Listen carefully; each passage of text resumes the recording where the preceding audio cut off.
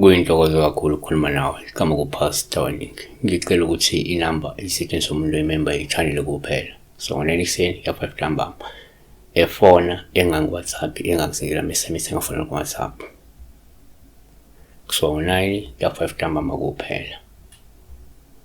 Umuntu mengifonela before 9 usuke ngedelela. Umuntu ongifonela after 5 usuke ngedelela. Sunday ngisesontweni. Ngenza kwethu. Ngilende ukuthi ama-calls angabi khona Sunday ngoba suke ngisesontweni. Sibheke usilindile Mzobe, Sinde Mzobe, sawubona pastor. Ngicela ukubuza. Ukuphupha ke bekuthunga engalweni. Number 1.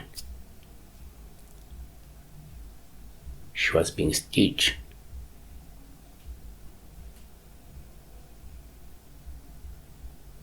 On her arm.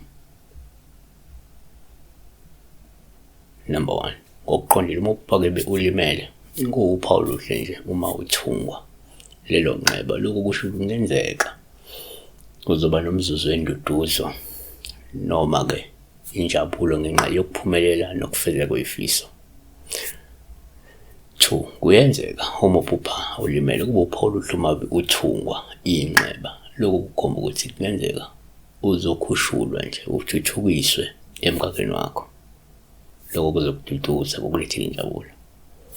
3. Kwesinye isikhathi uma uphupha ulimele kuwuphawu oluhle uma uthungwa inxeba. Lokho kungabe kukhomba ukuthi kungenzeka kade welashwa, uphulukiswa, upholiswa ukugula noma ke umoya ophukile.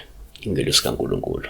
Amahubo 147 verse 3 uyaphilisa abanhliziyo echobelisileyo, izondlo zabo uyazibopha. KaJobe 5 verse 8 ngokuba kuma ezisubuhlungu beke abophe. 4. Ngokwenkolo uma uphupha kulimele kuwuphawu oluhle uma uthungwa lelo nxeba. Kungabe kukhomba ukuthi kungenzeka lo muntu unamandla nesiphiwo sokuthi ekusize welapheke noma uphole endlweni zakho lokade kuthunga. U-Isaiah 6:1 verse 1 umoya wenkosi uJehova uphezu kwami ukuba ke uJehova ungigcobile ukuba ke ngishumayele indaba ezinhle kwabathotshisiweyo, ungithumela ukubopha inhliziyo ezaphukileyo. Asivaleke. Number 5. Ngokwesinto uma uphupha ulimele kuwuphawu oluhle uma uthungwa inxeba. Lokhu kungasho ukuthi kungenzeka isidalwa sakho kade sikelekelela ukuthi kuphole endlungeni, osizini noma enkathazweni zokukhungetha. Siyabonga.